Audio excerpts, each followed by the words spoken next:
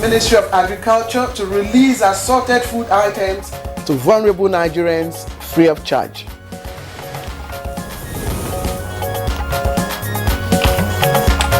Is that Rocco? Senate meets security chiefs over current security situation.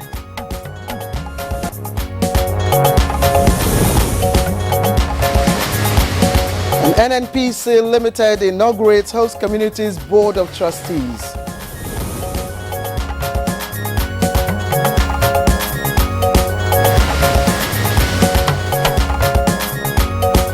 And on Good Morning Nigeria today, we shall discuss the collapse of the national electricity grid.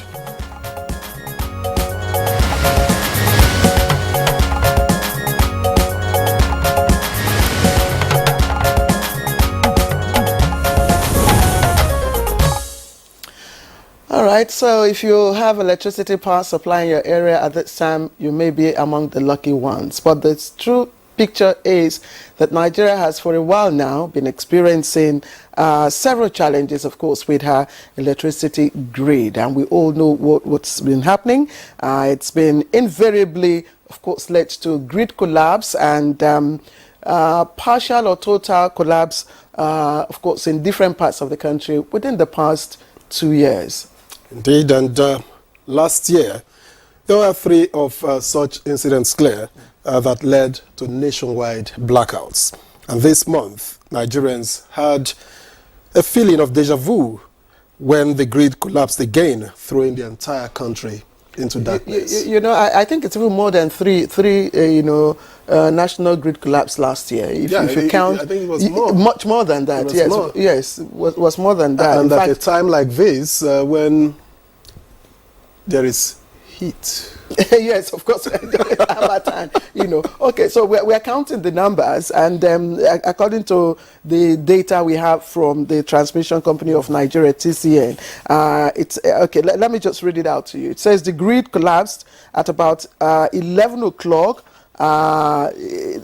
Leading to a drop in the system capacity from 2,407 megawatts to 31 megawatts, of course, by midday and 0 by 11 p.m. We don't know exactly what day this is. I think this might be, of course, very, very recent. Yeah, yes, very recent. And the TCN explained that the decline in available generation to gas constraints, which directly impacted the volume of bulk power available for transmission to distribution centers nationwide. And the TCN has also come out to say, well, we're sorry, apologize to Nigerians, and explain that the grid was restored thereafter. And of course, industry watchers are not quite happy. They've expressed discontent over what they say are very frequent incident of these happenings and the inconveniences, they inflict not just on Nigerians, but of course on companies and on the overall economy of the country. And it's even more difficult, so much so that there are more questions than answers. People are wondering for how long will we continue to experience this kind of grid collapse intermittently. Victor, sometimes I think our understanding of grid collapse also affects the way we view and explain these occurrences. But technically, this is a technical event that may not just be something that we can resolve overnight. It will probably take some time, take some fiscal or even monetary policies, to address. Indeed, you talk about availability of gas and all of that, but the big one is, for how long? When will this issue be cleared? The issues be cleared up so that we can enjoy electricity supply consistently. Well, one thing you certainly we should be assured of is that the power managers are not are not folding their arms. Yesterday, the Minister of Power held a press conference to explain certain things and what happens when there is a grid collapse. And again, you'd be amazed to know that we also have our own responsibilities in the whole system. So if we begin to address each stage of the value chain in the Greek collapse. And government is saying via the Minister of Power that subsidy cannot continue in that sector. So we are back where the issue of subsidy again, subsidizing gas, subsidizing. You went here yesterday. During our press paper review, we talked about that. Of course, it was consequent upon the advice from the IMF. The IMF have come to say, look, Nigeria, this is not the time that you apply subsidy to electricity. It's hurting your economy, and it's advising that it should be removed totally, and all that. And Chukwudi Okodigbaja, Demola, and I were like, okay, fine. This is an advice, but again, the country would have to look at the scenario, the economic situation, the level of poverty, and so many indices, before taking a decision on that. But surprisingly, yesterday, the minister during the press conference said that, look, we can no longer shoulder subsidy because in the electricity. Debts in trillions of precisely. Anyway, these are some of the issues we will take up this morning on today's edition of Good Morning Nigeria. And as always, we are happy to have you with us. Like we say, this is a program that keeps you high. It's the best drink to start your early morning. I am Claire Adilabu Abdul-Razak. Welcome to the program. Right, and I am Victor, as I join Claire to welcome you also to the program. You know that we will bring you our complementary segments, notably the business segments. There will be sports later. Of course, in between, Chukwudi Okodigbaja will be here with the paper review, and there will also be foreign, Claire. Indeed. All right, so for now, and Juvenile, who of course is doubling this morning. She has different feathers on her shoulders this morning, but she's bringing us highlights of the morning news. And I call her Princess Anne. Good morning. Good morning, Claire and Victor. Good morning, Nigeria. Here's the news. The Senate has expressed optimism that managers of Nigeria's security will do the needful to address the current issues in the sector. This was while interfacing with service chiefs and heads of security agencies for about 9 hours. The Senate's President, Godswill Akpabio, drew attention to the need for concerted action to step up the battle against criminality in the country in order to checkmate acts of terror on Nigerians. Interaction of more than 9 hours bordering on reported killings, kidnapping, and other criminal activities bedeviling the country, Senate President Godswill Akpabio reads the resolutions. The Senate listened to the efforts of the security chiefs, particularly the serious improvement in their operations nationwide. The Senate was impressed that almost 90% of perpetrators of heinous crimes in the country, including the ones recently reported in Buhari, in Abuja, have been apprehended. The Senate thereafter commends Mr. President for his determination and focus on ensuring the security of lives and properties. The Senate also recommends.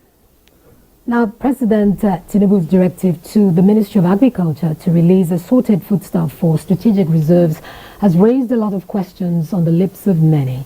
Most Nigerians are saying when, where, and how the food items will be distributed are some of their concerns. The Minister of Agriculture and Food Security has provided answers to these questions. In line with our Restore Trust and Amplify policies and programs pillars, the first two pillars I talked about earlier, this is a chance for you, the distinguished members of the press, to engage with senior officials of government on behalf of the good people of Nigeria. You will hear firsthand about what the federal government is doing, the policies it is putting in place, programs, targets, and their objectives, and you'll be able to ask questions and receive relevant clarifications. The minister said. Meanwhile, the Northern Traditionals Council has resolved to engage relevant stakeholders, including governments at all levels, security agencies, traditional and local community leaders, to address the escalating living costs and insecurity in the northern part of the country. Chairman of the Northern Traditional Rulers Council and Sultan of Sokoto, Mohammed Saad Abubakar, at the 6th edition of the Council's Executive Committee meeting in Kaduna, says the joint effort would be more effective in finding lasting solutions. Because we work with them, there is that communication between us and them, and we always try to reach out to them. States in the north must forge strong partnerships on security and other developmental issues and concerns. Agriculture, power and infrastructure, especially roads, are critical areas where we must collaborate to revitalize our economies and address the challenges of poverty and insecurity. The traditional rulers have... As the bedrock of any development, Nigeria must prioritize sound foundation for the education of her children. This is the position of the House of Representatives. This was the position, rather, during a debate on a motion seeking to address the problem of out-of-school children in the country. Enugu State. Orders are being used to establish Federal University of Science and Technology, REMO.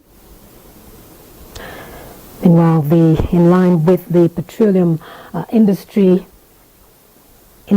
Act, the Board of Trustees of the oil mining leases have been inaugurated by the Nigerian National Petroleum Company Exploration and Production Limited, subsidiary of NNPC Limited, in order to deepen host communities' participation.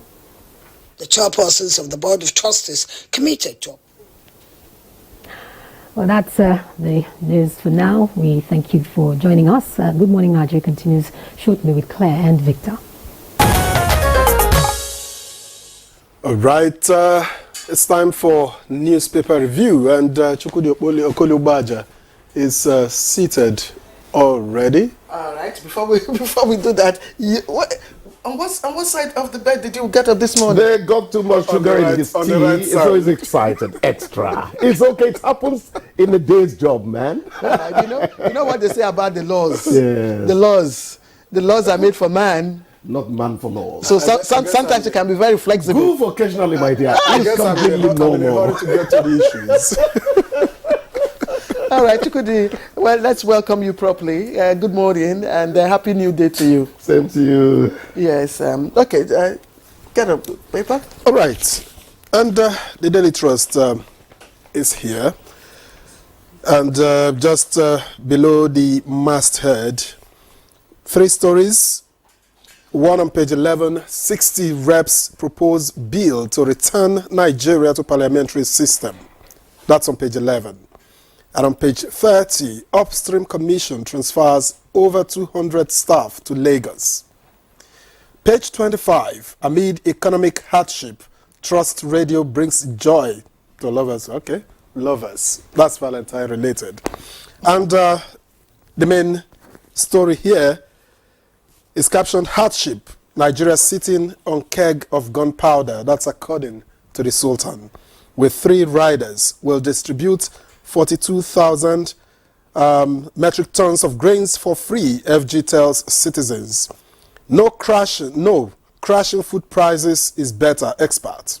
And then, can NBA demand concrete action? And finally, on that story, Zulum, Abiodun, Sanwo-Olu unveil measures. And just below that, you have a picture story displaying arms and ammunition. Military busts gun factory in Plateau. And under it, finally, we have headers kill 1, burn 146 houses in Yobe, page 30. FIRS faults Buhari's 2.59 trillion naira tax credit scheme on road construction. That's on page 10. And power supply threatened as FG owes gas companies discos 3 trillion naira. Okay, the leadership also has some sorrows, and it's leading with the northern leaders worried over state of the nation. Details of that, it's on page 4. And the riders to that story, sorry, I just like to take a quick tea. The riders to that story say insecurity, poverty, plaguing our people. Arrest situation before Nigeria explodes, Sultan warns. Stop asking us to be patient, Catholic Bishop tells President Tinubu. And just on the right-hand column, we have Reps proposed parliamentary system of government. It's on page 4. Electricity subsidy rises from 1.6 trillion naira to 2.9 trillion. Details of that on page 8. And Minister Wike places 20 million naira bounty on 2 kidnapped kingpins, and details of that you can find on page 13. And of course, this story is one of the highlights in our morning news this morning. Hardship: vulnerable Nigerians to get grains free of charge. That's according to the federal government. And just a little above the nameplate, you have student loan scheme to take off in 3 weeks, coming from the Chief of Staff, Gbajabiamila Miller, and CBN raises customs duty rate by 2.6%. Of course, fifth time in 2024. That's the 5th time in this year alone. All right, so let's bring in Chukwudi Okole Ugbaja. Chukwudi, what's your pick now? Subsidy on electricity, you said? Rises from 1.6 trillion to 2.9 trillion. So you see the actual cost of the subsidy, supposed subsidy, you see, we journalists, if you have not proved it to us, we have a way of being a bit skeptical. That's the way we work. It's been calculated. So what makes you shudder next is, what next? How do we defray? Is it eventually going to be passed on to the consumer? How long will it take before that happens? How ready would the people be? For instance, when you talk about government needing money from taxation, from revenue generation and all that, what comes to your mind is, what is the state of the pockets of the people who are going to pay the tax? All these must go together. Your questions, yes, most of them, were answered yesterday by the Minister of Power, yes, Adebayo Adelabo, in the press conference he held yesterday. Okay. And just to let you know, we talked about whether or not the time was ripe for us to take off electricity subsidy. Yes. And we said the government needed to look at the economic situation and all that. But the minister was categorical yesterday to say that, look, we can no longer shoulder subsidy on electricity. It has to go. Yes, said it has to go. Of course, with the decentralization of power generation, to the state government, he said the state governments can now or should now begin to generate, electricity to their respective states. That will defray the cost, yes, and the burden. So again, it will appear that the federal government may toe the line of the IMF.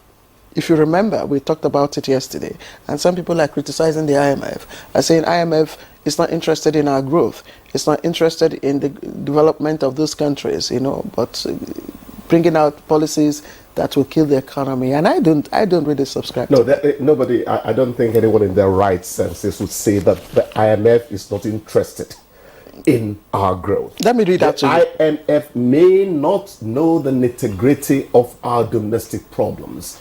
So when they theorize over there, you need to domesticate the process of, because you don't want to become a pariah in the world.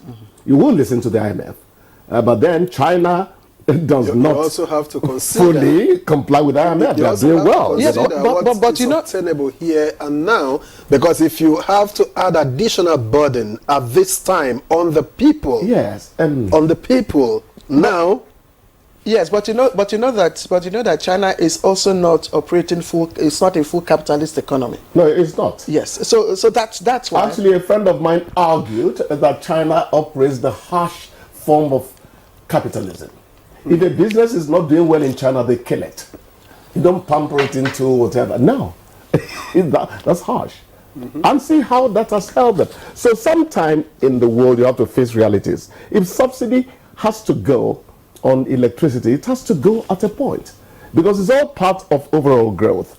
What we are saying is the modus operandi, the method of bringing it into effect and all that, bearing in mind the state of Nigerians. Look at the Sultan. It's saying there, Nigeria sitting on a keg of gunpowder. Traditional rulers don't talk anyhow. The other day, an emir in the north told the first lady, please tell the president that people are in pains and all that. It's not as if they don't know, but that was his personal way of saying, please, it is got that bad. So they're all coming together for dear country. The most important thing to me always is how you say it. What you say to me does not matter. It's how you say it. So let us say it in such a way that the presidency, the lawmakers, the judiciary, the fourth estate of the realm, even us, would feel that we are being appreciated as we face the problems of the country. It's very important. I want to believe that those who are advising the Mr. President in terms of economic policies, fiscal and monetary policies, and programs, are aware of the current living condition of Nigerians, and I want to believe they are also technocrats. But the concern is really that, some of these policies appear on paper to be good policies, but the impact yet is yet to be felt. Yes, it's yet to be felt. But action is being taken. Action is being taken. Again, following the trail I started earlier, we are talking about the harsh conditions we're going through. You also need to recognize that 42,000 metric tons of grain has been released from the strategic reserve to ease creeping hunger. The items are going out free to the needy and vulnerable. The other time we were speculating about whether it would be free or, But you say now there are other measures. Please let me just finish this. Recapitalization of the Bank of Industry, Agriculture rather, provision for National Agriculture Fund, subsidy for fertilizers, capturing of farmers and their geographical location. So it's not just immediate action. I said, what you ate yesterday is important because it has helped nourish you up till the moment. What you eat today is equally important because it sustains what has been started yesterday. But the most important thing in life is the future. How you plan in the future. Remember the AFDD man now, that's additional. Remember his e-wallet, how it worked. Fertilizer that was no longer available to people. How much of that leaf are we borrowing in terms of distribution? Now that you have talked about, the agric man, that's what I call him. Remember, he also initiated the cassava bread. I thought he was in a bow tie that was not going to do much. The cassava bread. Yes. Now a loaf of bread, is going between some 1,000, 1,500. It's 1,500. 1,500. For 1,500. So whatever happened to the loaf of bread?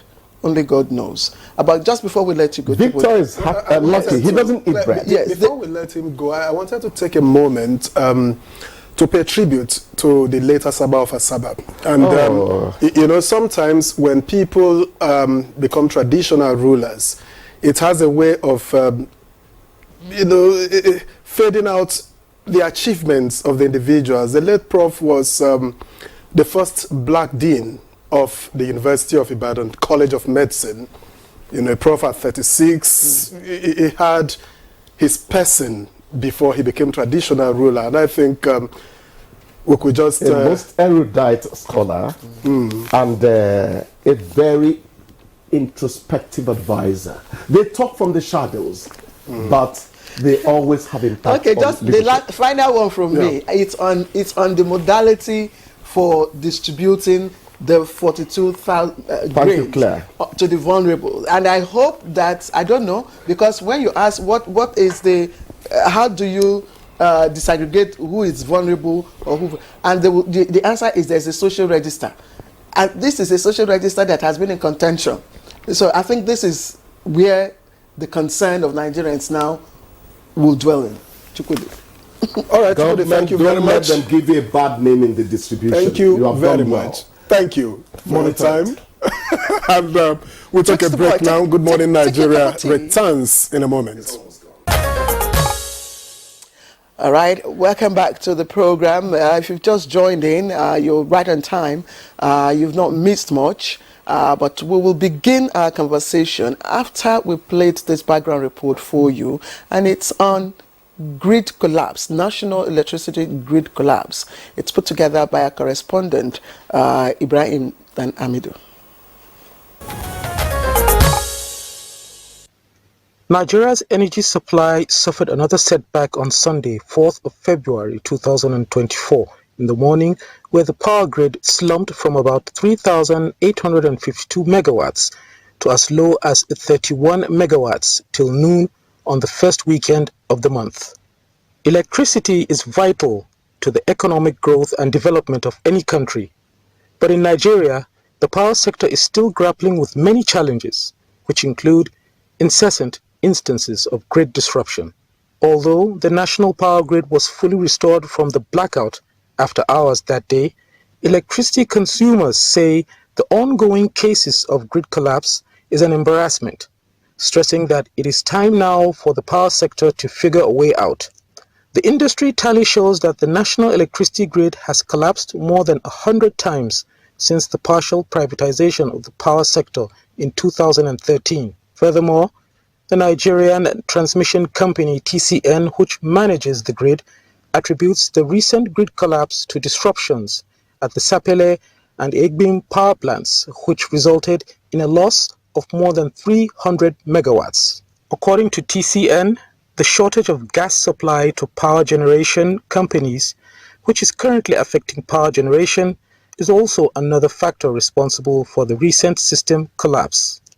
Reforms have been suggested to be introduced in the face of all this considerable disturbance, where stakeholders advocate the need for a SCADA system, meaning supervisory control and data acquisition, to monitor and control power plants and equipment in industries capable of decentralizing the grid as measures to prevent further collapse, while appealing to Nigerians to join the campaign against vandalism in the energy infrastructure, which is also another challenge to the sector.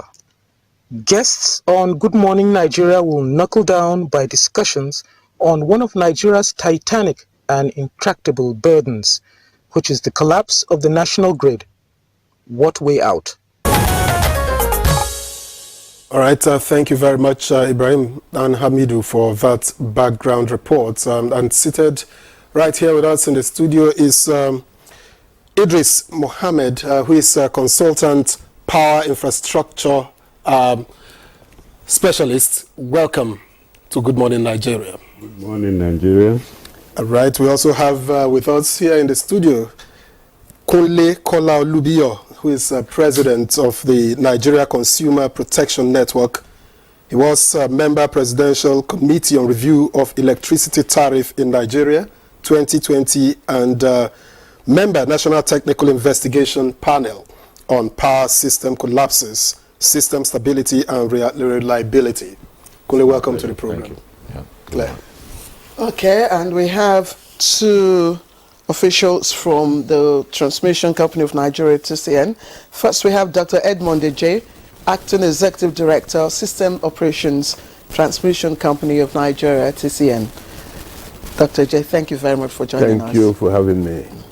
We also have here in the studio Engineer Kabiru Mohammed Adamu.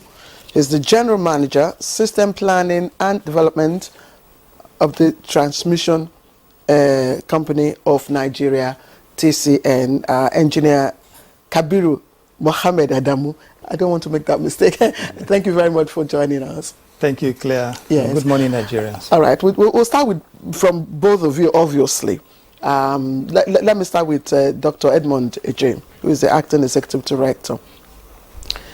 Just what is happening? You know, so sometimes maybe you want to enlighten us more on what is meant by, you know, national grid collapse, because sometimes when we hear, the lay people, when we hear grid collapse, you know, the picture we have is that, oh, maybe those, you know, gigantic have dropped. Yes, you know, have all collapsed to the floor. So maybe you need to enlighten us before we look at the other issues. Yeah, thank you so much. It is my pleasure having this platform. I think it will offer TCN the platform to do some explanation, because there has been a lot of misconception out there trying to explain what is a system failure, system collapse, system disturbances, and all the rest of them. For the layman in the street, anytime there's no power, what they readily call is a TCN. TCN. Everybody calls TCN as if TCN is the only operator in the value chain. But permit me to do this explanation. Now, you see this light we are seeing here is stable at this moment. What it means is that the equilibrium of supply and demand matches. What that by extension means again is that the generator's output, the transmission evacuation capacity at this time, and the consumption taken by the distribution companies are in equilibrium. At any time, at any point in time, this equilibrium is disturbed by so many factors, some of which I am going to mention. Now you begin to have what we call system disturbances. Now, by talking about a shifting in equilibrium, once the supply increases more than the demand, there is a frequency roaming. That frequency roaming means that the system is no longer stable, and it is the onerous task for the system operator to begin to battle. Sorry. I would implore you not to go too technical, so that we'll understand. Okay. When supply is more than demand, what happens, and what does that mean in terms of what? Okay. You just said something now. Good. When supply is more than what is required or what is consumed, there's instability. And what that means is that now we have stability. We reference that stability as soon as there's a load drop at the consumer's end, be it that a distribution company wants to manage its load, or there is an unforeseen circumstance whereby there is network disturbance and they drop load. Now what it means is that generator is generating more than what the distribution companies want. Now there's system instability. The system operator has that task of stabilizing it time bound. We're talking about in seconds. And then the system operator would now ask the generator, please ramp down your generator to match the demand at that particular time. Vice versa. If again the generator drops load by one reason or the other, it means the supply is less than the demand. There's instability. There is a wavering of the frequency. The system operator has to make sure that timelessly the equilibrium is maintained again by asking some of the distribution companies to drop load. Naturally, when some of these distribution companies are given the instruction to drop load to maintain equilibrium, some of them will not oblige. And that comes when the transmission company of Nigeria will mobilize what we call under-frequency relay. This under-frequency relay automatically cuts off some of the star feeders that are likely to be overloaded. Ones that are sensitive to the reference frequency set on that particular circuit to maintain equilibrium.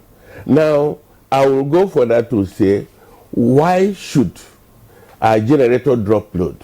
It is important to go to this depth so that everybody will understand what is system failure and system. Before you go to that next step. Yes. So what you're telling us now is that whenever we hear grid collapse, it's all about the inconsistencies in the equilibrium of the load. God bless you. That's it. No, Claire, I'm sorry. You got confused somewhere. I have heard equilibrium. He has mentioned equilibrium close to 10 times. But let me ask, like the market woman would probably ask. Market man. Well, market man. Why do you have to maintain equilibrium in such a way that it affects output? What I mean by that is, if we don't feel it at home, we don't care whether you maintain equilibrium or not. why not maintain, what are the problems, what are the factors militating against maintaining that equilibrium at a point where we can have power supply? That's what matters to the market man and market woman. Good. If the system is generating 3,000 or 4,000 megawatts, and at that particular time, the entire Nigeria is consuming 4,000 megawatts, and a generator drops 500 megawatts. Now we are left with what? 3,500 megawatts. Now there is a reason why that drop comes. So the system operator makes sure that what is demanded at that time should also be equal to 3,500 megawatts, or the system would, go haywire. So that's what we are talking about. There's no magic. The system would chip off. Yeah, the system would That's why we need to know why.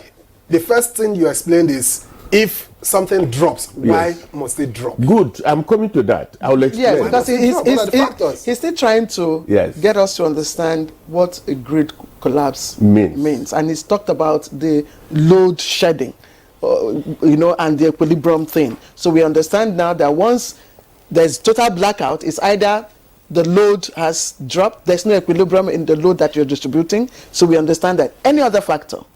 Good. I will tell you that a generator that is bound to make profit, get its output and post invoice, will not be interested in dropping load. So something causes it. One, assuming that the gas supply stops supplying at that particular time, then is bound to get out of the grid. Either 1 unit or 2 units or 3 units, or the entire unit of a generator. So when that happens, there is this struggle of stabilizing the grid. It does not mean that the transmission line has any problem. No, it doesn't mean that. But what it means is that the grid network, when we say the grid is not only transmission network.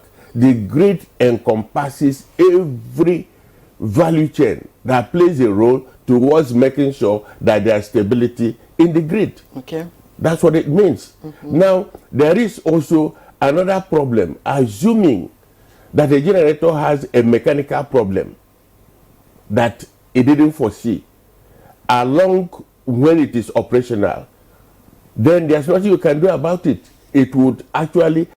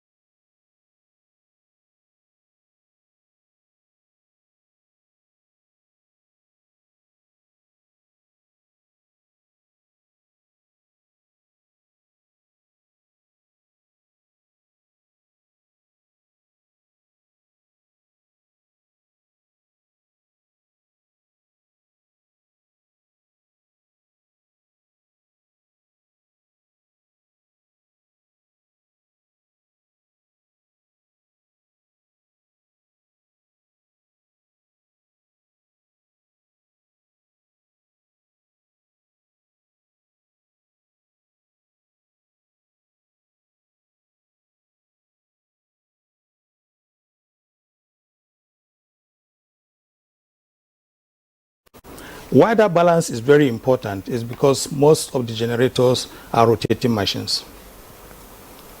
They are rotating machines and they are designed to rotate within a particular frequency, that is number of revolutions per second. That is why we have that concept of 50 Hz supply. So the machines are designed to operate at a rotating speed of 50 Hz. Now that balance, that equilibrium on the demand side and the generation side is what keeps that frequency at 50 Hz, which gives the generators the comfort to operate in stability. Okay. Now, if for any reason there is a mismatch on these two sides of the scale, for instance, assuming there is a major loss of load, if we are looking at the example of Engineer AG of 4,000 megawatt being generated and being consumed at this point in time, and there is a major loss, we suddenly lost, let's say, 500 megawatt. What happens to your balance? This side is lighter by 500. This side is heavier. The stability is no longer there, so it tilts like this. Okay. This tilting is the disturbance that affects the grid. Now, these rotating machines that are designed to run at 50 cycles now have lighter load to push. So meaning that the energy they are pushing to drive 4,000 megawatt of load is now being used to drive 3,500 megawatt of loads, meaning that they will tend to move faster than what they were beautiful to do. So the frequency will now shoot beyond that 50 Hz that they are designed to operate with. And that is a problem for the machines because they are not designed to rotate at that speed higher than that 50 Hz. So one of the things that will now result in the cost of collapse under situation of such nature is that the generators that are designed to run at 50 Hz now have the tendency to run faster than that. And because if they run faster than that, there's a potential consequences on those machines. So they are designed also with some protection schemes that will ensure that they don't run beyond the speed that they are designed to. So their tendency is that protection will tell them, look, you are running into a risk zone, so you have to isolate. So once one isolates, that means if you are able to isolate just the same 500 megawatts on this side, for instance, that means your generation has suddenly become also 3,500 to match the load that is now 3,500 because you've lost 500 before. So if you are able to establish that within the fractions of seconds that the system needs to respond, then you maintain stability. But you know, I think we've got the you know the meaning now. We've understood. At least I have understood what is meant by, you know, collapse, grid collapse. But the concern or my what I don't understand is how that will now affect the entire country and throw the entire country into blackout. Because you're supposed to have you have different stations that are serving different, you know, regions and all that. So when this happens, say let's say in AFAM, how does that affect the areas that AFAM doesn't serve? Yeah. So there are. I don't know. It sounds. Yeah. I hope I'm making. It's also a concept that we all need to understand. In the operations of the power system, there are universal factors and there are local factors. When there's a problem that is localized, it impacts only on the local side where that problem exists. Precisely. But when you have a universal factor, that one cuts across the entire system and it impacts on the entire system. And that key universal factor is this frequency. The frequency is universal. So if there's a problem in Abuja, the frequency will dip in the same way across the entire system, not only where the problems exist. And that is where the entire system has to respond simultaneously to be able to protect itself from the dangers that this frequency excursion is likely to give to the rotating equipment. Did you understand the frequency of that? I'm not sure. It's like for those of us who are in the arts, it's sounding more like mathematics. And you can imagine when someone doesn't like mathematics and the teacher of the child sends him home with mathematics for the parents. Please escalate the question. Escalate. Let me ask the power infrastructure consultant, from your end, what's the reading, what's your understanding of what's happening? Because I know that the TCN officials haven't quite talked about the possibility of aging machines along the value chain. Thank you for having me. The explanations that you heard from Transmission Company of Nigeria, that is the technical details explanation of what is grid instability. And when there is grid instability, it leads to system collapse. And then system collapse means the entire country is in blackout. And there are so many reasons, like they have said, that is responsible for the system collapse to take place. Some of the technical issues that they explain, which I am not a technical person, is that there is a system, okay, that is monitoring the entire activities of the power itself, the generation, and then the distribution. Transmission, they are at the center of taking power from generation and transmitting the power to the distributor. But what I want you to understand is, okay, it's an issue that is the entire business of the day involves the transmission, the generation, and the distribution company. Therefore, what that means is that these three stakeholders in the system, they are actually supposed to work together, to be working together 24 hours a day, to make sure that if there is a signal, if on the frequency relays deploy, it means that there is a fault that needs to be addressed. Therefore, where is it coming from? Is it coming from the distribution side, or is it coming from the transmission side? If it is coming from any of those major sections, it means that communication, effective communication, should take place to avert a system collapse. Is that happening in the sector at the moment as we speak? I don't know.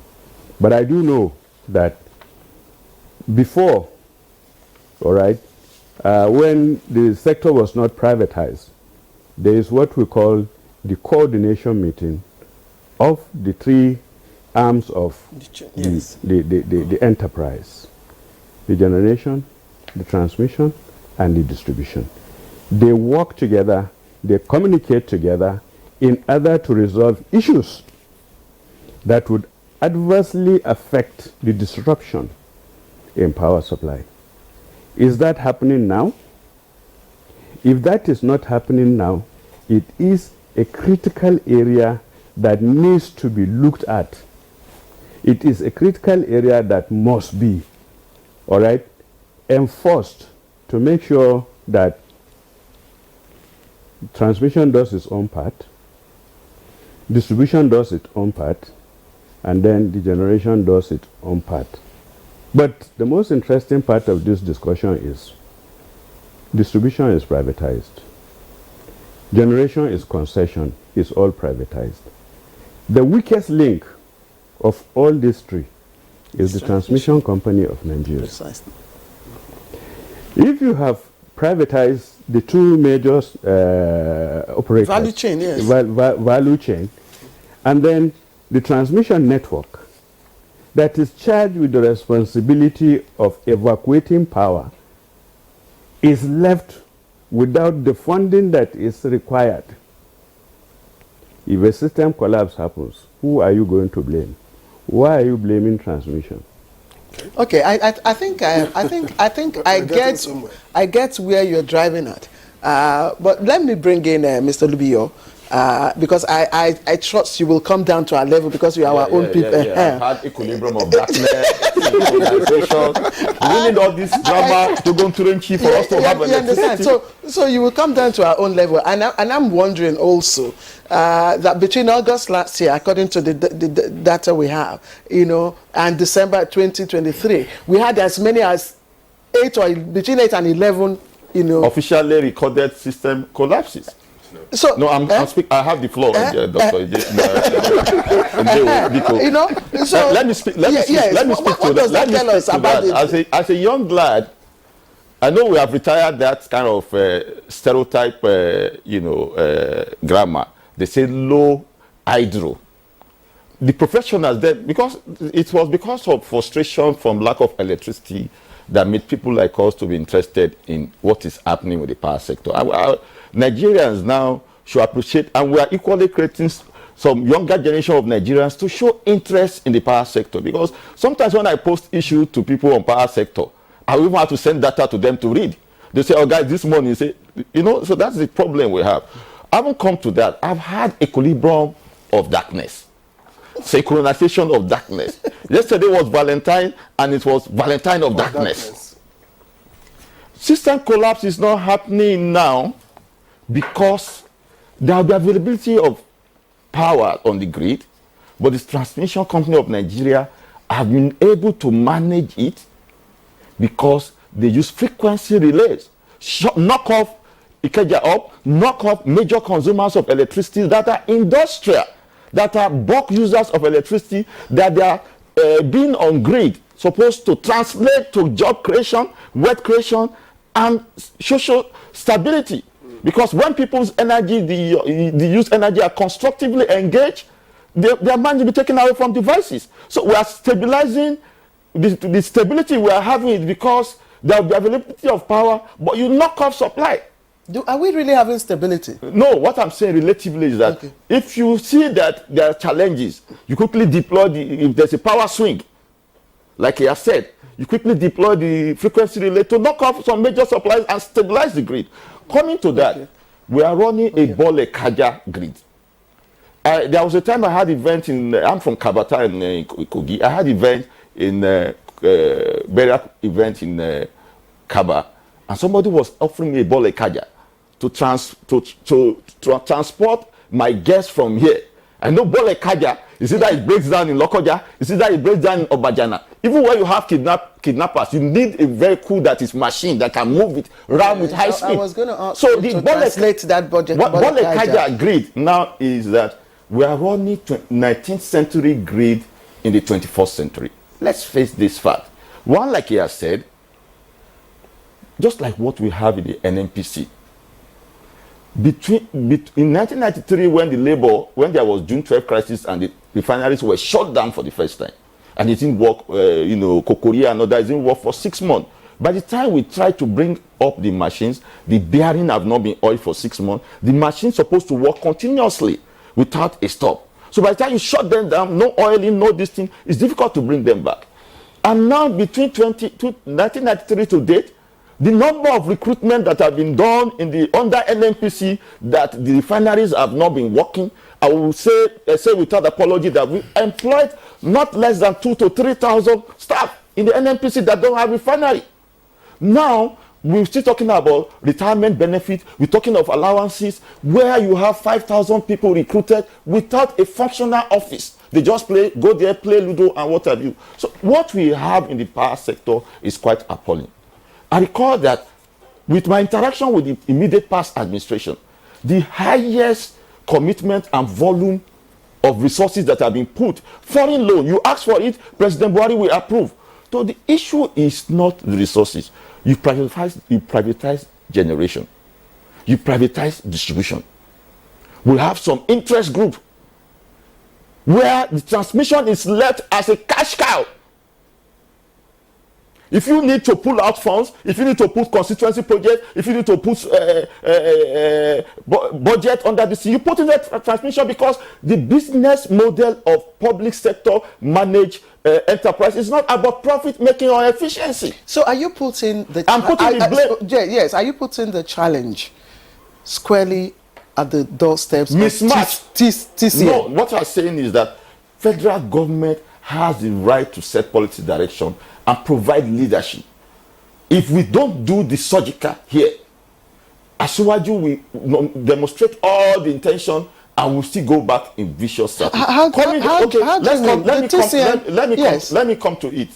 For example, now, I was a member of the Technical Investigative Panel on Power System Collapses.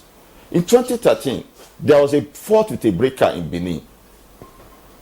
If you have equipment that was manufactured in 1958, like for example, Engineer J knows that for some distribution injection substation, the grid is not automated.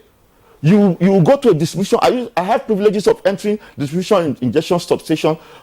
Transmission Company of Nigeria, from the radiation of electricity from 33 kV feeders to the injection substations. They're supposed to be like an interface technology that will monitor. Now we still use phone to call, drop load. There are great indiscipline, even at the distribution injection substation. A substation may be nominated certain amount of energy to peak. Maybe there are demands, they exceed. In that manner, now if you have a transmission grid, most of the equipment, okay, is it that Nigeria don't have money to procure skidder? I was in a meeting in 2013 TCA headquarters. We've been talking about skidder since 2013. Why has it been difficult for us to have an effective skidder?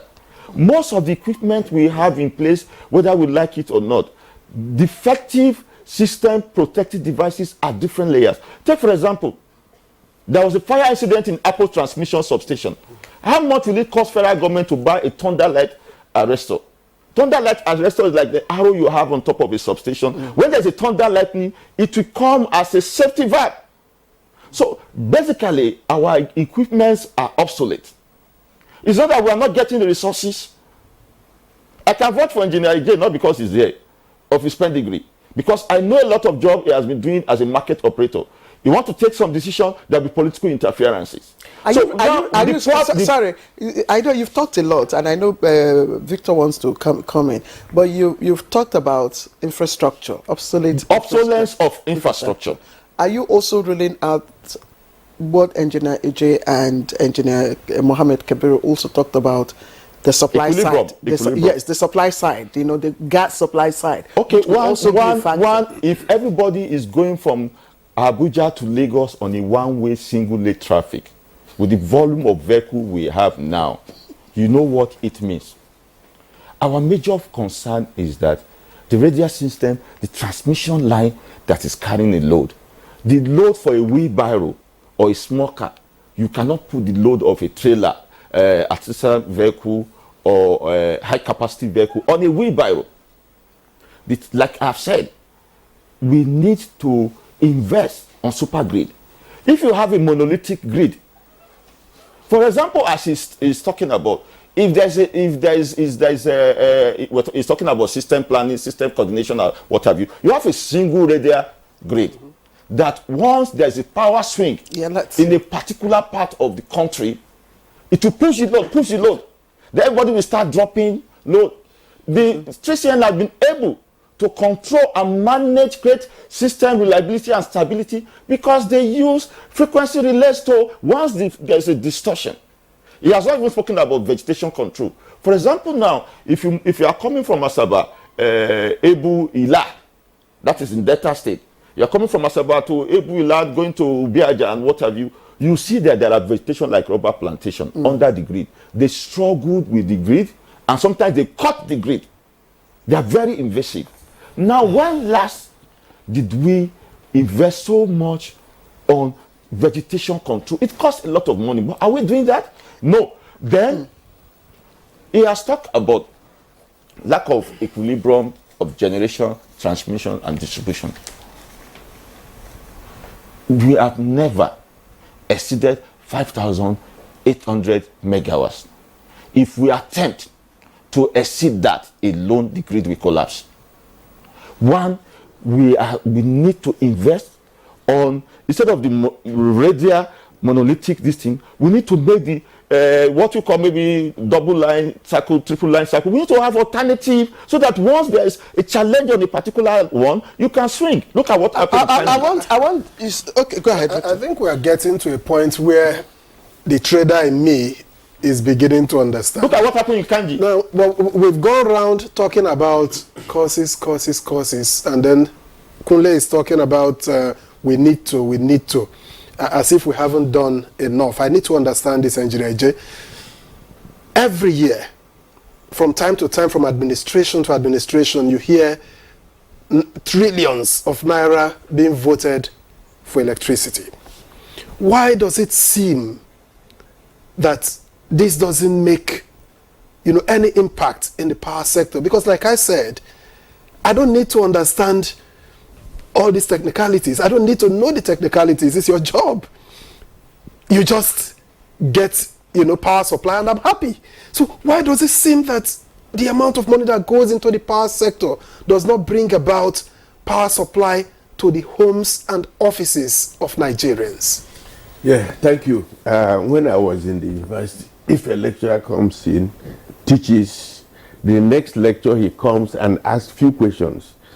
If people wobble, he says, look, gentlemen, the last lecture we have to repeat it.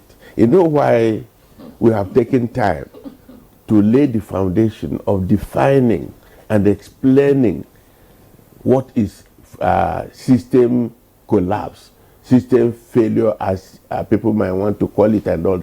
It's just to lay that foundation that people will understand. Precisely. Yes, people will understand and stop casting aspersion wrongly. Stop buck passing, wrongly. That's why, in fact, when I heard I'll be coming here, I said it's a good opportunity. So many media houses have been inviting us, but sometimes you think it's not necessary to go and begin to do defensive work. But here it's NTA. Everybody listens to and watches this particular station, and therefore we deem it fit that this is the right place to come and do better explanation. I and my colleague, we have laid the foundation what system failure means, what causes system failure. We have harped on those things. Yes. Now, you talked about, so I'm coming to your question, please. You say, why is it that problem happens here, it affects any other place? Yeah. I will tell you that when we say grid means the generators in Nigeria, about 27 of them, are linked up with our highest voltage level, which is 330, they are linked up. So any breakage will affect the others. Exactly. So now, why you would not regard yourself as a layman, you are not concerned with technicals. I want to disagree with you, interviewer. You need to know, because if you go buy new phone, definitely you will learn to operate that phone. If you buy new television, you will be forced to learn how to do it.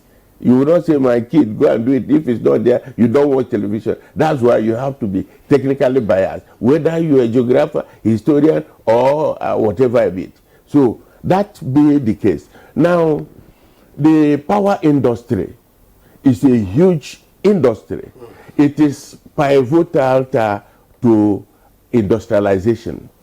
It's pivotal to every other thing you can think of. Today, people depend so much on extractive industry to increase the GDP and all the rest of them. But it is not so in so many other countries that are landlocked, but they have power to generate, they have power to industrialize, manufacture, and do every other thing.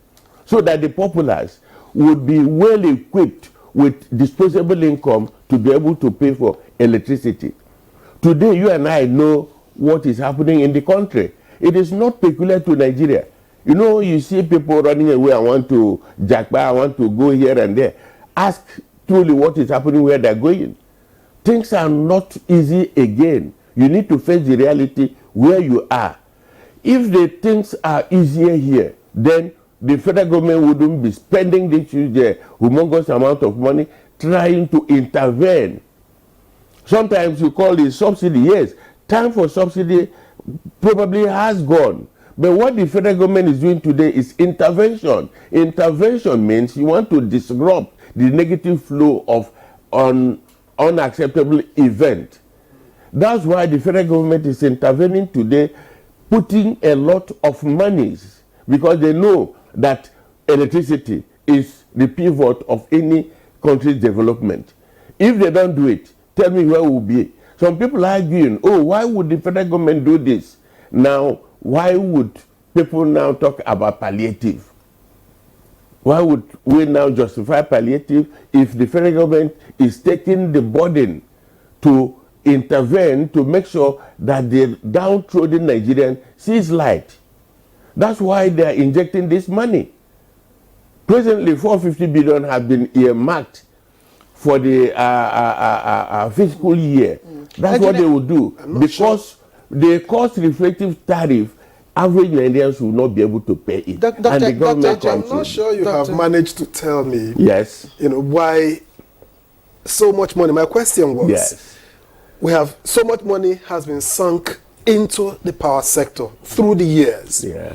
Why does it seem that it is not providing commensurate supply to the homes and offices of Nigerians? Good. It is a relative term. When you say so much have been injected, it's not giving you commensurate terms. If you generate 4,000 megawatt and you sell 4,000 megawatt, whether that 4,000 megawatt enjoys subsidy or intervention, it will not exceed at the end of the day. The generator brings his invoice, the distribution company pays, if service provider pays, what you have is null, zero balance. Yes, I think Dr. Eje, thank you, because yes, even from what we heard yesterday, in terms of the financial liquidity of you are owing the gas companies in billions of dollars. You are also owing debts 1.3 trillion, and then your subsidy is running to how many? 2 trillion. So you really have a lot of expenses to deal with. So I don't know how much of your budget would be able to cover up, just to respond to my colleague here, Victor. But Mr. Libio raised quite a number of issues bordering on infrastructure, quality of the infrastructure that the TCN has at the moment to be able to deal with the issues of grid instability and all that. And he also referenced what is happening in other climes, how they manage their electric power distribution and all the systems and all that. So how would you respond to the issues that he has raised in terms of your capacity to manage this instability? Yeah, thank you. I appreciate Olubio. And you see, when you have side and 11 players are playing the field, you play better than all of them. But when they substitute you with one, you go there, you see what it is like, and that becomes actual. Now, tell me what happens when the grid is operational and somewhere along the line, vandals bring down a tower. For instance, between December to date, we have had 6 towers on ground. Between Gombe and Damaturu, they brought down towers. Between Damaturu and Benishek, they brought down towers. Between Bauchi and Jos, they brought down towers. People don't see it. Transmission company cannot be magician to make sure that those things don't happen. No, but we understand. Yes. Sorry, sir. We understand that. Yeah. He was specifically, talking about addressing the issue of the equilibrium, the instability in the value chain. Yes, and that you don't need to bring down exactly. This has to do with automation and technology. Yeah, you see, it's easier said than done. We have technology. I will leave my colleague when he talks now to talk about the ringing you're talking about. We've run away and he also talked about coordination and communication, effective communication, that does not happen, among the value chain, among those who operate the system. That's an allegation. He was in Abuja. He led the issues. I know he's an accountant, by the way. So he will not tell me that there's no coordination between the value chain practitioners or the operators. They always meet. Mr. Mohammed is a consultant in power infrastructure. Yeah, he was my former boss. I want to believe that he has the expertise and he knows what he's talking about. So, and I think it would be good. Yeah. It would be good for us, since we're having this conversation, to speak, to the issues, to speak to the truth, so that we understand. That's why we're here. We are not having face off. We're having a conversation. He has raised an issue about effective communication. System. Yes. Yeah. So I will tell you. Yes. I will tell you that all those things are happening. There's constant communication across the value chain. It is happening. Forget about SCADA. Yes, technology and all the rest of them. You talk about SCADA. I tell you that today, by next year, the SCADA project that is being put forward would be ready. And then before that one, we've been using all sorts of communication. Modern, it's not tech. Do you know what is IoT? We use Internet of Things. We use so many of them, and we are having overlap and seeing all the generators in the country. So it's not a matter of whether technology is in or not. Let's allow you to take a break. Now, Kunle's talks tends to be pointing somewhere. And I did raise that issue earlier, that somehow, when you were trying to, note where the issues are, you didn't talk about aging facilities, aging machines in the value chain, which becomes your business. Except you tell me now that all your machines they are good to go, yet we don't have power. Where is intervention needed in this value chain to get power to Nigerians? Yes, thank you very much. At the center of everything, just like Mr. Mohammed Idris mentioned, is the issue of coordination and collaboration among the stakeholders. And for us in TCN, that is number one in terms of operating the grid. Because we have a central control center, which is our national control center at Oshobo. Its primary responsibility is to coordinate all these stakeholders in ensuring that we achieve this smooth, synchronous operation of all the value chain. So that is being done every day, every hour, every minute to ensure that all the operators are in touch with the grid controller to make sure that they do what they are supposed to do. So the entire operation is done based on that collaboration. We plan ahead. Every day we plan for the next day. Each operator will tell the national grid controller, what am I capable of doing tomorrow? What am I capable of doing tomorrow based on its own assessment of each facility, which includes the condition of their infrastructure. So the distribution system will declare what they believe they will be able to do based on the capability of their infrastructure on a day ahead to the grid controller. The generators, individually, all the 27 to 29 generators that we have, will communicate to the grid controller what they will be capable of doing tomorrow. And of course, the transmission system also will declare the availability of what is there. And those information form the basis of the planning of the electricity we are receiving now based on the information received yesterday. So collaboration is there. And on hourly basis, we also have a coordination that is being done based on discussion to discuss challenges as we operate the system today.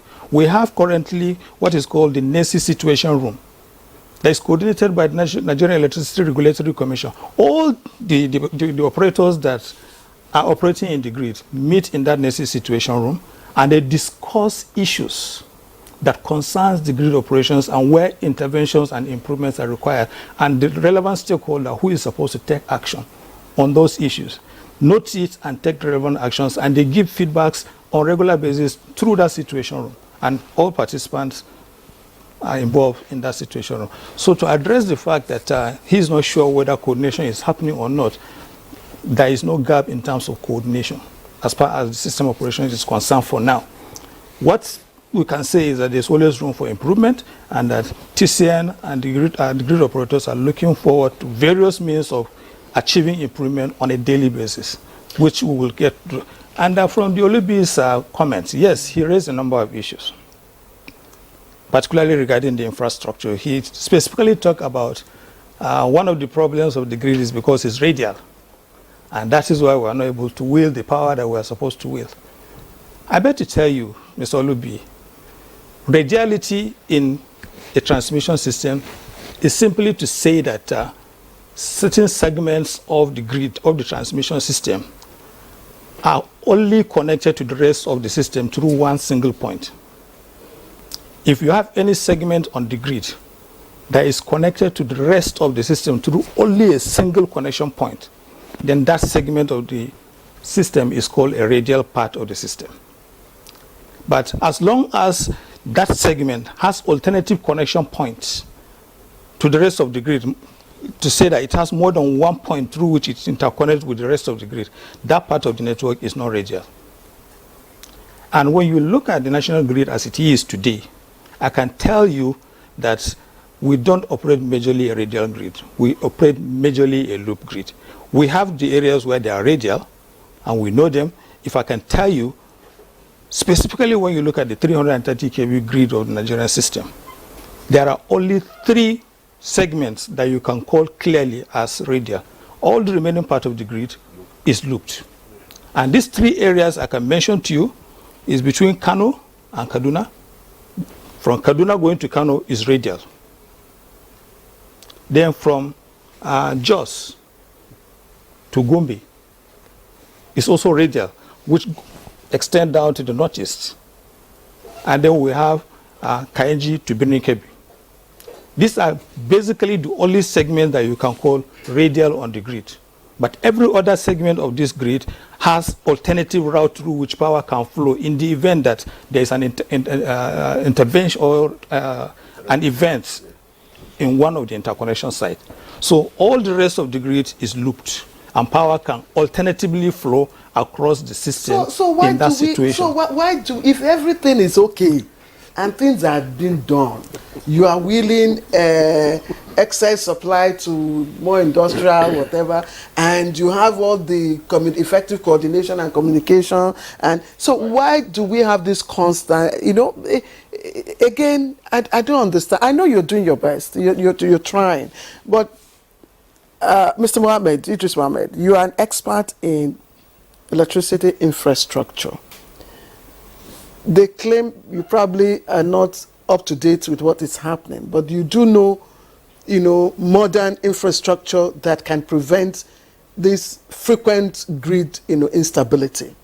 Can you give us an idea what those in the value chain, the TCN and the GENCOs and the distribution companies can do so that we can begin to move forward and achieve our objectives? I don't know. Okay, I'm told that we will come back to you after we go on a short break. You're watching Good Morning Nigeria. Please don't go away. We'll be right back. All right, welcome back to the program, and we're looking at grid instability or what you know as grid collapse, and we have the experts right here in the studio. Very interesting and enlightening conversation indeed. Just before we went on break, I wanted Mr. Idris Mohammed to probably speak to us on infrastructure needs for not just TCN but also for all those involved in the electricity value chain. Okay, thank you for having me once again. We've had a very interesting session in this discussion, and I believe that some of the best brains that we have in the sector are here having this discussion. Engineer Eji, Engineer Kabir, I have worked with them in different locations. They are one of the best engineers that you can get in the system. But you have to understand that they represent a transmission company of Nigeria. And then they have limitations as to what they can actually say. What I said, all right, is that if effective coordination is taking place, there will be no system collapse. Because from the system, he has told you that something will tell you that the system is unstable. And if there is an information, early warning signal that tells you, okay, you check me, you need to check me, you need to check me, otherwise I will go off. And then still you allow it to go off. Is there technology? Is there a technology? There's a technology. A technology for that to That is what the under-frequency relays that helps them to manage the grid. But that is, by the way, the most important thing that we should take away from this discussion is that transmission is the weakest link. Generation has been concessioned. Distribution has been privatized. Well, they have all been privatized, so it is expected that the new owners will inject the required funds to maintain the service level agreement, the performance agreement that they signed to own those companies. Are those things being checked? Are they just being there and then you forget about them? I do know that the federal government of Nigeria, from 2013, when those companies were privatized, the federal government has invested, has spent humongous amount of money in order to improve the quality of service delivery in the power sector. What is happening? Nothing is happening. But those companies are also owed huge amount of money, amounting to, yes. If you say they are being owed, how are they? What is responsible? All right, for their being owed in the first place? If you are talking about the distribution companies, they need to invest in metering. So it is not anybody's responsibility for you as a company to know that your main source, your cash cow, all right, is to invest in metering. You are not investing in metering. You have people enjoying free electricity, bypassing meters, and then you say somebody who will go and collect the money for you. You bought the business because you have the capacity. You said you have the capacity to turn around the system. And then I want everybody to know in this country that the power business is one of the most lucrative business anywhere in the world. It just takes prudent management, transparency, all right, and coordination on the part of the major players. Kunle has already mentioned that transmission is the weakest link. Transmission has aging machines. Transmission also, if you look at the vegetation control, he has mentioned areas that when you see, all right, you will be alarmed. There is no vegetation that is allowed to be under the transmission. Even structures in some lines, in houses are built those areas, skyscrapers, or let me say skyscraper, high-rise buildings under transmission tower. That is death. Death on the way. So what is really happening is that, is the government really intervening in order to get the desired result? If the government is intervening in order to get the desired result, then why is transmission having aging machines? Why is transmission not being eventually, put in its proper perspective so that good result will be coming out from it? Just like the generation companies, a lot of them improve generation from 100 megawatts to You see, now that you've talked about, you mentioned metering along the way, in addition to, because if you want to believe that if government is unable to fund power on its own, you open up to investors to come in under certain terms, which will be agreed, and you get power to the homes of people. And who benefits from not having meters?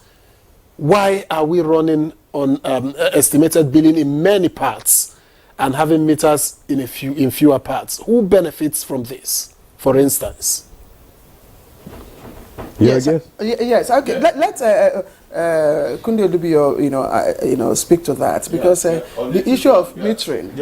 I know we also have our local metering company somewhere in Zaria. What is being done? The Zaria one is a relic. I know it's quite close to John Ho, Chikaji, and what have you. It's a relic of this thing. Technology has generation. I talked about 19th century generation TCN equipment being run in 21st century.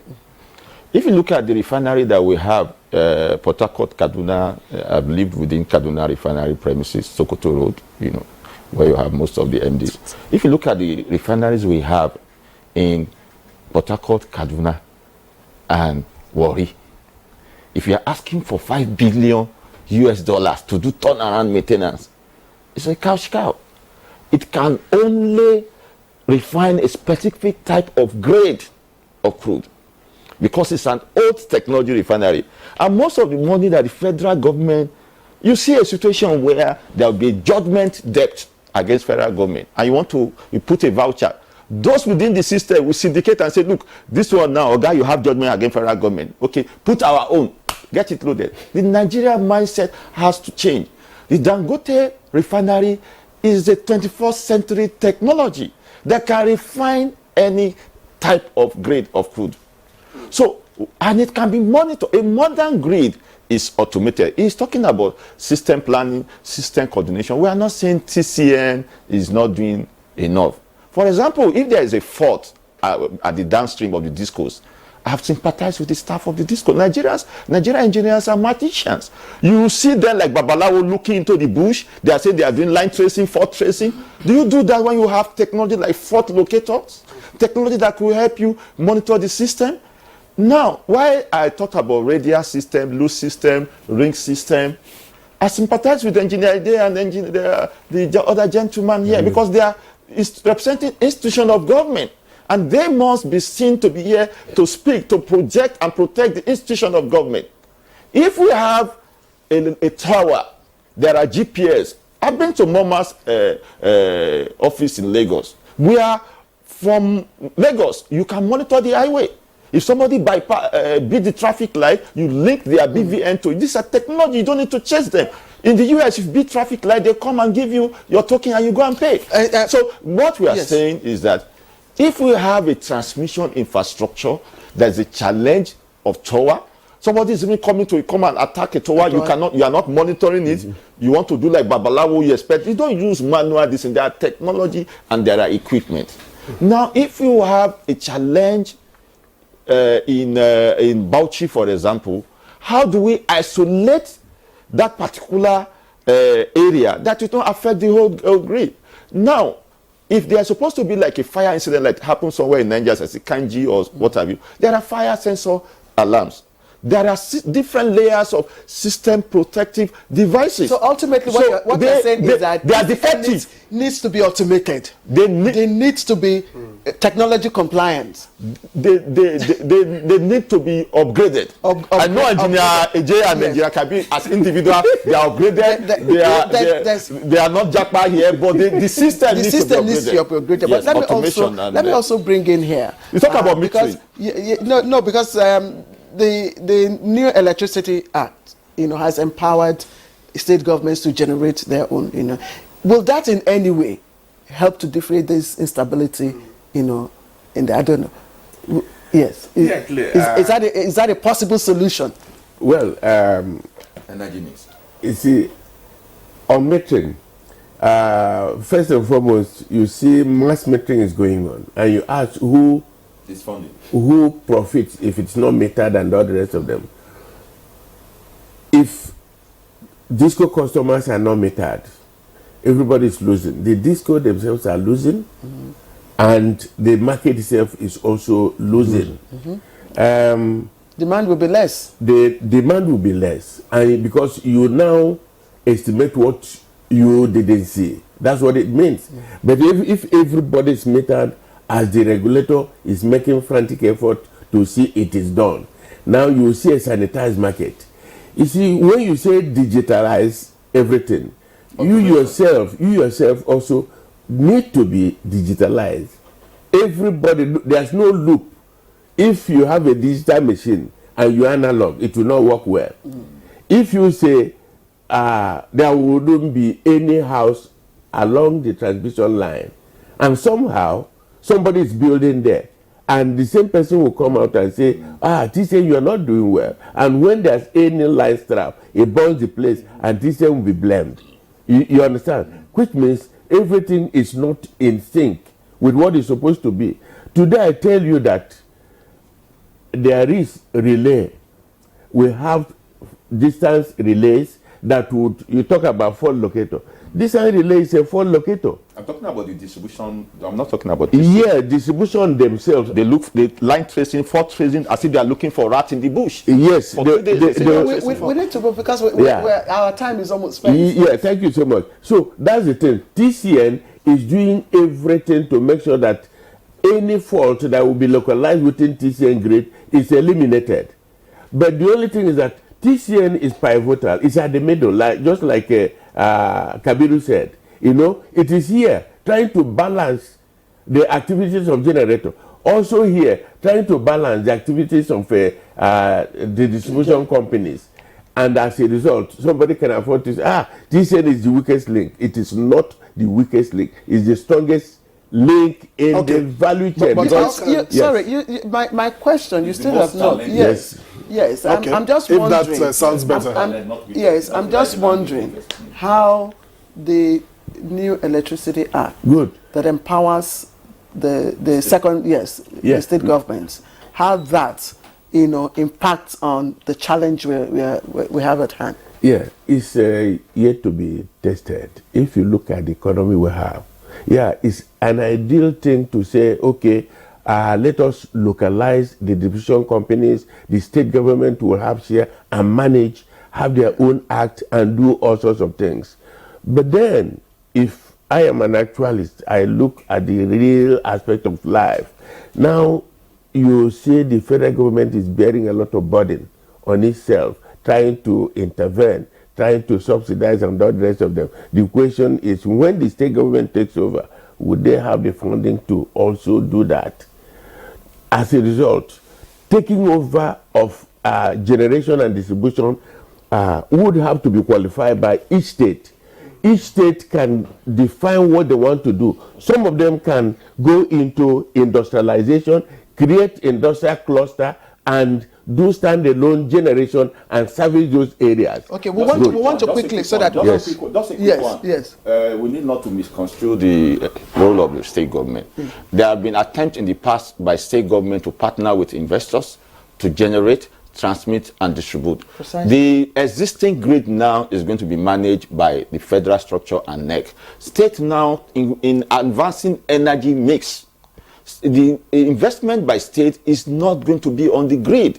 So that cluster or sector specific generation, states will now have the capacity to create enabling environment, give licensing, have their own local regulatory agencies or commission or what have you, so that there's a place in Kosovo, they got facility from UBA and some banks. They could not operate using dependent power, this renewable energy. They could not operate because the distribution company there, Kosovo is a border town, is quite viable. Ibadan Disco, I've been talking to the management. They could not give them permission to go ahead. They are not even the conductors were there before privatization. It was not linked to the grid. Let us use this conductor. But this landlord rent-seeking mentality and say, this is our this thing. They refuse to allow them. So now they don't need to go to bureaucracy of federal government. Yeah. They go to state government. If you have your money, you can generate, you can distribute, you can, transmit within the state, not to the grid, so that we have alternative. Because if you have a market that does not provide alternative to consumer, the discourse, like you have said, metering and what have you, why they will not meter is that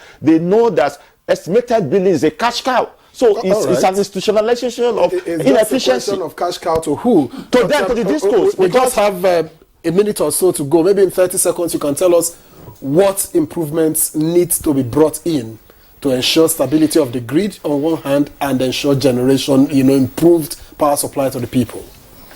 Thank you very much. Actually, yes, the need for improvement cannot be overemphasized. And key in terms of improvement has to be embracing of more technology, more emerging technology is very, very important. There are a lot of artificial intelligence technology, Internet of Things technology that can help improve the level of collaboration that is required to ensure seamless operation among the various operators within the system. That has to be done, and NTA is already working on it. We have a research and innovation department that is really working on this, and we have already developed certain solutions that are impacting right now on the grid. Idris Mohammed, how can we protect our infrastructure? In 30 seconds. Just to make sure that there is that coordination that I talked about from the beginning, that coordination is actually maintained to a functional level that will give the desired result and ensure that system collapse does not happen. And then to improve electricity supply, the devolution of powers for state governments to also now participate in the running of electricity will certainly boost so that they can take responsibility when there is none in the country. Idris Mohammed, Power Infrastructure Consultant, thank you very much for your time on Good Morning Nigeria. Thank you appreciate for you. being here. Engineer Edmond Eje, we also thank you for coming. TCN. We thank you, Kabir Mohammed, Adamu Mohammed. Kabiru Mohammed Adamu. Adamu, for coming on Good Morning Nigeria. Thank you. And Kule Kola Oyubiyo, who is of the Consumer Protection Network president. We thank you very much for your thoughts on Good Morning Nigeria. Yeah. Let's take some sports. The Confederation of African Football (CAF) has released the full list of the 2023 Africa Cup of Nations starting 11. The tournament, which took place a month, commenced on January 11 and ended on February 11, 2024 in Abuja, Cote d'Ivoire. Super Eagles trio William Troost Ekong, Ola Aino and Ademola Lookman were included in the best 11. The three players were recognized for their impressive performance for the three-time champions in Cote d'Ivoire. Troost Ekong was named player of the tournament, scored 3 goals for Nigeria in the competition. Host Cote d'Ivoire, the new African champions, have 3 players named in the best 11. And Nigeria international Sir Daza scored 2 goals to help Rangers defeat visiting Rose Country 3-1 in the Scottish Premiership on Wednesday night. Dazas gave Rangers the lead in the 5th minute before getting his second to put his side 2-1 up 5 minutes into the first half at a time.